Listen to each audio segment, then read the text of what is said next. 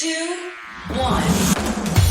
7 things you probably didn't know you need to know. I'm Jamie East, and this is the Smart 7. Good morning, everybody. It's Thursday the 13th of October and it's National Train Your Brain Day. And a big happy birthday to Kate Walsh, Sacha Baron Cohen, Caleb McLaughlin and Alexandra Ocasio-Cortez.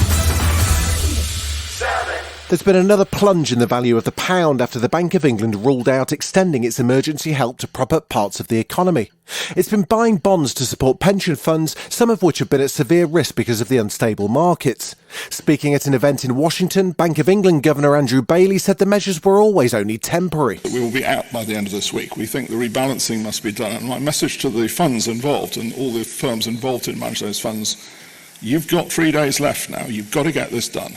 And at a meeting of the government select committee, Sanjay Raja, the UK economist for Deutsche Bank, said the UK was facing trade shock. And if you look at where the trade balance is, it's at a historic deficit. We haven't seen this kind of trade deficit since 1955, since national account records began. Despite the market turmoil, Liz Truss insisted she's not planning cuts to public spending. At Prime Minister's questions, she defended her policies, once again highlighting how the government's helping people with their bills. Well, Mr. Speaker, what we have done is we have taken decisive action. We have taken decisive action to make sure that people are not facing energy bills of £6,000 for 2 years. But Labour leader Sir Keir Starmer responded, saying homeowners are worried sick as he accused Truss of ducking responsibility.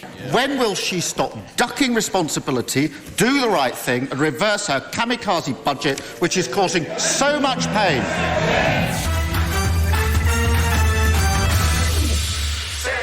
There was another U-turn for the Conservatives on Wednesday as the Prime Minister committed to honouring a manifesto pledge to scrap no-fault evictions. It follows reports the government could shelve the move, which aims to support private renters in England. Section 21 notices currently let landlords evict a tenant without having to give a reason. On Tuesday, no decision's been made about doing away with them, but this was how Truss responded to a question on the matter at PMQs. Can the Prime Minister reassure the 11 million private renters in this country that she will carry out the commitment to get rid of no-fault evictions?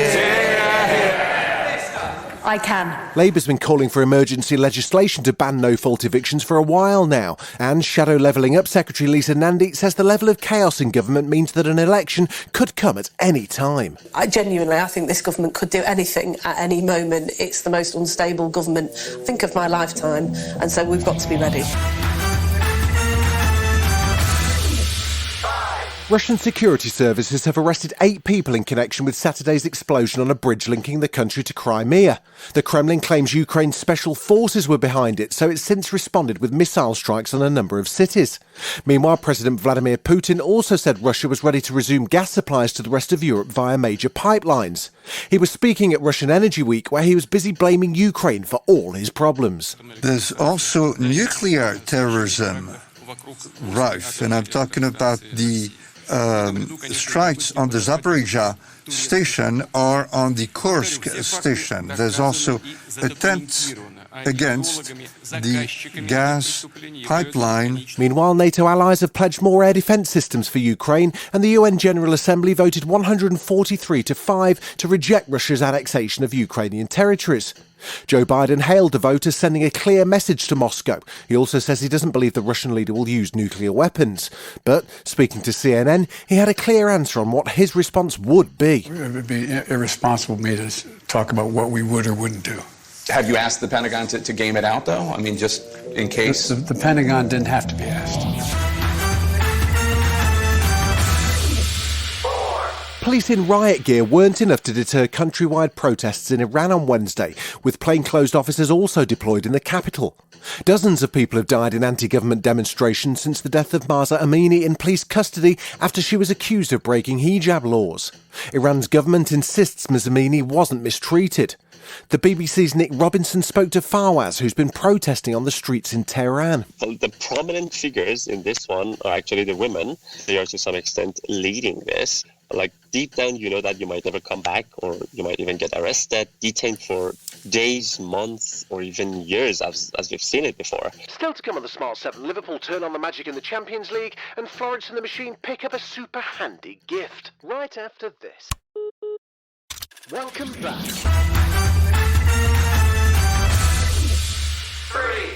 Wednesday night saw more Champions League action with Liverpool in Scotland to take on Rangers, while Spurs played host to Eintracht Frankfurt. The German visitors scored first, but Antonio Conte's men came back strong with 3 first-half goals, including a Harry Kane penalty, in a game that finished 3-2 to Spurs. Liverpool also got off to a shaky start, 1-0 down after 17 minutes, but they turned things around and finished out 7-1 winners, with Mo Salah grabbing the fastest hat-trick in Champions League history. Jurgen Klopp was pleased to have come out well from what could have been a tricky fixture. We know that in away games is like this. We played in most difficult circumstances, and tonight could have been, how I said, much more difficult, but because we played football, and when we play football, when we play to our potential, then we are a pretty good football team, and that's what we showed tonight, at least in a few moments.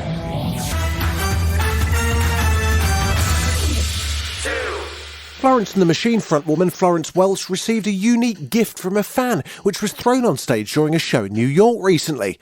Her Dance Fever tour heads to the UK next month.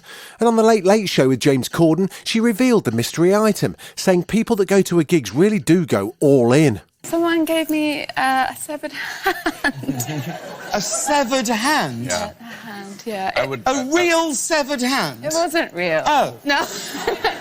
No, it wasn't real. I mean, that would be a very different energy. It was fake, yeah.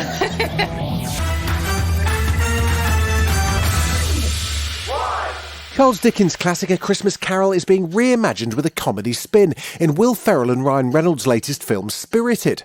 Apple TV Plus has released a new trailer for the musical, also starring Octavia Spencer. Ebenezer Scrooge-esque Reynolds and Ferrell, the ghost of Christmas Present, break out into a tap dance sequence in the opening scene before journeying through time. What is all of this? I'm your ghost of Christmas Present. Like A Christmas Carol? What do you think I'm going to be all intrigued by what's behind the door? Not even a little bit curious? Damn it! This has been The Smart 7. Wherever you're listening, do us a favour and hit the follow button. We'll be back tomorrow at 7 a.m. Have a great day. Written, produced and published by Daft Doris.